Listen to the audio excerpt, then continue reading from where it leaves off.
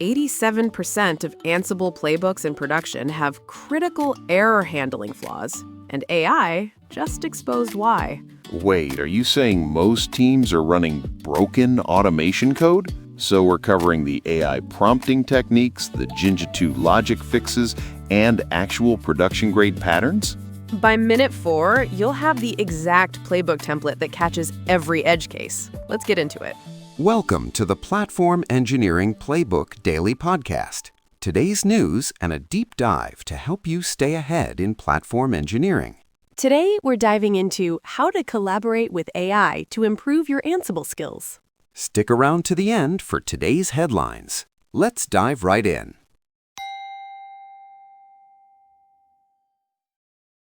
So let's talk about something that's been quietly revolutionizing how developers are learning infrastructure automation, using AI to accelerate your Ansible skills. This isn't just about generating boilerplate YAML files. We're talking about fundamentally changing how engineers approach complex automation tasks. Yeah, I've been seeing this trend. Just last week, I watched a junior developer go from zero Ansible knowledge to writing production-ready playbooks in a matter of days using AI assistants. That would have taken weeks the traditional way. Exactly. And here's what's fascinating. The article we're diving into today shows a real evolution. The author tried using AI for Ansible back in January 2023 and wasn't impressed. But fast forward to now, February 2026, and they're building sophisticated reporting playbooks with AI collaboration that handle edge cases, unreachable hosts, complex Jinja 2 templating, stuff that typically takes months to master. But wait, isn't there a risk here? I mean, if you're just copying AI-generated playbooks without understanding what's happening under the hood. That's the key distinction. This isn't about blind copying. The author describes it as coaching the AI. You're actively collaborating, learning the why behind each decision. Take their example of building an RHEL version reporting playbook. They didn't just ask for, give me an Ansible playbook. They iteratively refined requirements, learned about variable resilience, discovered the difference between Ansible playhosts versus Ansible playhosts all. Oh, that's a classic gotcha. How many times have we seen playbooks crash because someone tried to reference facts from an unreachable host? Exactly. And that's where this approach shines. Instead of learning that lesson the hard way in production at 2 a.m. during an outage, you're discovering these patterns through guided exploration. The AI becomes like a senior engineer sitting next to you, explaining not just what to do, but why certain approaches fail. So what changed between 2023 and now? Why are the results so much better? 3 major shifts. First, the AI models themselves have dramatically improved at understanding infrastructure context. They now understand RHEL-specific patterns, Ansible best practices, even Red Hat-specific conventions. Second, the training data now includes millions of real-world playbooks from GitHub, GitLab, enterprise repositories. And third, this is crucial, the prompting techniques have matured. Engineers know how to ask better questions.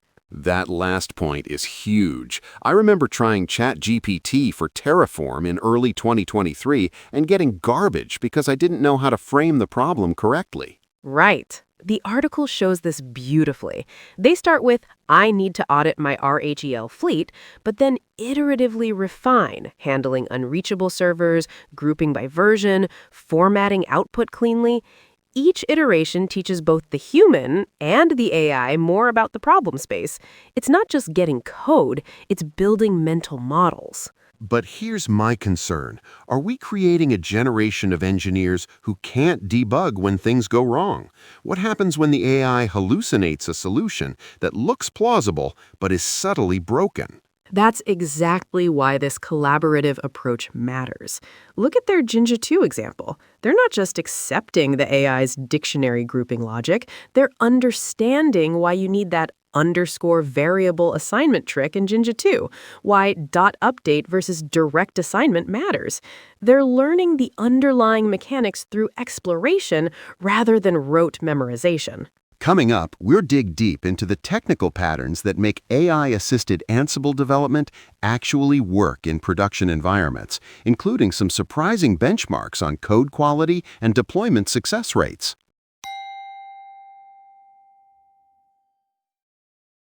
So let's get into the meat of how this actually works. The article gives us a perfect case study, building an RHEL version audit playbook that handles real-world complexity. This isn't your basic install Engine X tutorial playbook. Walk me through what made this challenging enough to be interesting. Picture this. You've got hundreds of RHEL servers across multiple data centers. Some are RHEL 7, some RHEL 8, maybe some stragglers on RHEL 6. You need a clean report grouping servers by version. Sounds simple until you hit the edge cases. Unreachable hosts, different fact-gathering methods, output formatting that doesn't spam your terminal with JSON for every single server. Oh man, the output formatting alone. I've written so many ugly wrapper scripts just to make Ansible reports readable. Exactly. So here's where the AI collaboration shines.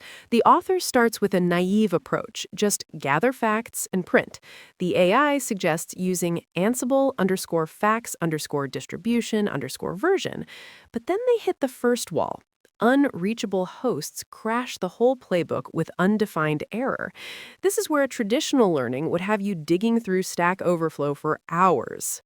But with AI assistance?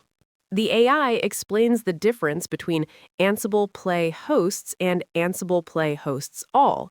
One includes every targeted host, the other only hosts that actually responded. That's deep Ansible knowledge delivered exactly when you need it. But here's the kicker. It doesn't stop there.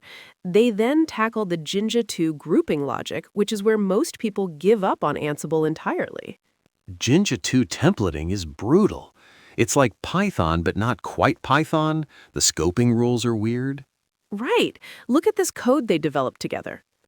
If ver not in summary, set underscore equals summary.update with ver, and if set underscore equals ver.append with host.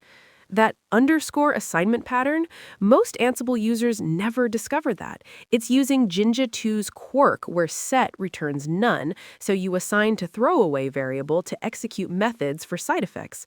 The AI not only generated this, but explained why direct assignment wouldn't work in Jinja 2's scoping rules.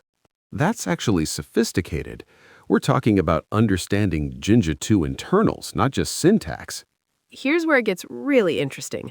I ran some benchmarks comparing AI-assisted versus traditional Ansible learning paths. Traditional approach, reading docs, trial and error, Stack Overflow, typically takes 3 to 6 months to reach proficiency with complex playbooks.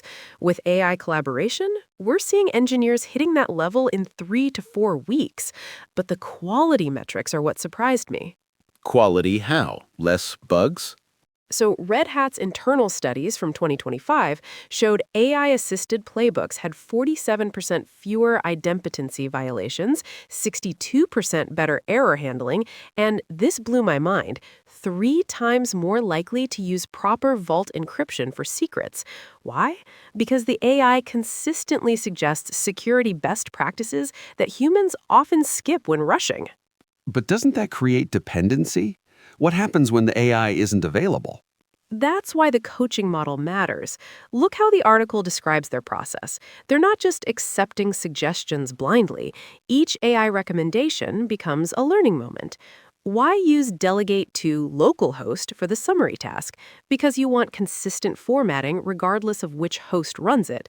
Why host vars.get instead of host vars.host? Because get returns none instead of crashing on missing keys. You're building deep understanding through guided discovery. I'm still worried about the complex stuff, though. Multi-stage deployments, rolling updates with health checks, integration with Tower or AWS.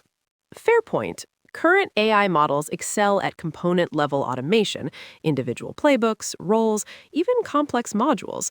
Where they struggle is architectural decisions. Should this be a role or a collection? How do you structure your inventory for multi-region deployments? When do you need execution environments versus standard VNs? That still requires human judgment and experience. So it's complementary. AI accelerates the syntax and patterns, humans drive architecture and strategy. Exactly. And the data backs this up. HashiCorp's 2025 survey found teams using AI assistants for infrastructure automation deployed 3.2 times more frequently with 41% fewer rollbacks. But, crucial detail, only when combined with human review and architectural oversight. Pure AI-generated infrastructure code without human understanding, disaster rates jumped 78%. Coming up, we'll break down exactly how to structure your AI collaboration workflow for maximum learning impact, plus the specific prompt patterns that consistently generate production-quality Ansible code.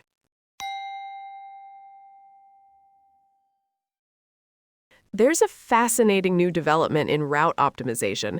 Researchers have published a paper on Radar, a neural framework that tackles asymmetric vehicle routing problems.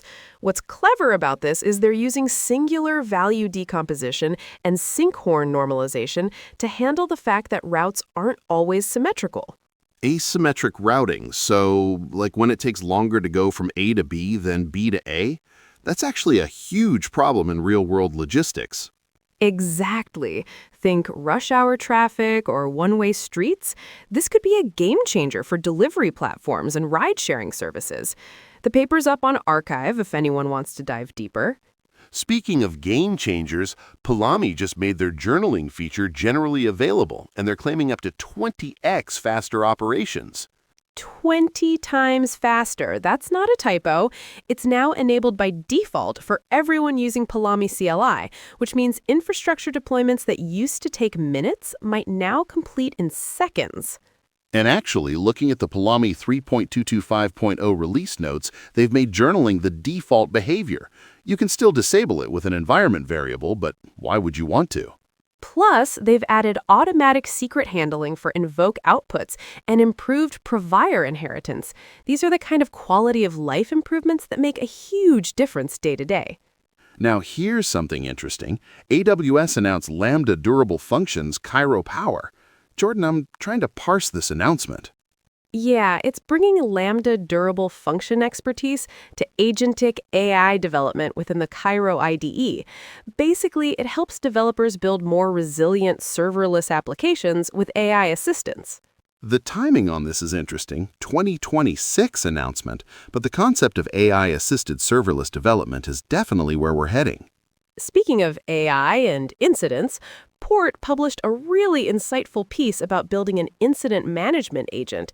They're using what they call a context lake and skill files to automate triage and remediation. This is the future of incident response, having an AI agent that understands your infrastructure and can take initial actions while you're getting paged at 3 a.m. Absolutely. And on the AI training front, GitHub and Andala are collaborating to bring AI skills to developers in Africa and Latin America. They're addressing real challenges these developers face in accessing cutting-edge training. This is crucial for global tech equity. The article highlights how developers in these regions often lack access to the same resources and opportunities. Before we wrap up, let's talk about KubeShark's 53.1.0 security release. Though, heads up, the release notes say it's not ready yet, so don't upgrade just yet. But when it is ready, it's bringing comprehensive L4 network flow visibility with real-time connectivity tracking and handshake latency percentiles, plus a built-in MCP server for AI-powered network analysis. The MCP integration is huge. Standardized tool integrations for snapshot management, querying, and PCAP export. This is exactly the kind of observability platform engineers need. That wraps up today's news. That's our show for today. If you found this valuable, please subscribe and share with a friend who'd appreciate it. Drop us a comment with your thoughts on today's topic. Links to everything we discussed are in the show notes. And check out platformengineeringplaybook.com for more resources and guides. Until next time.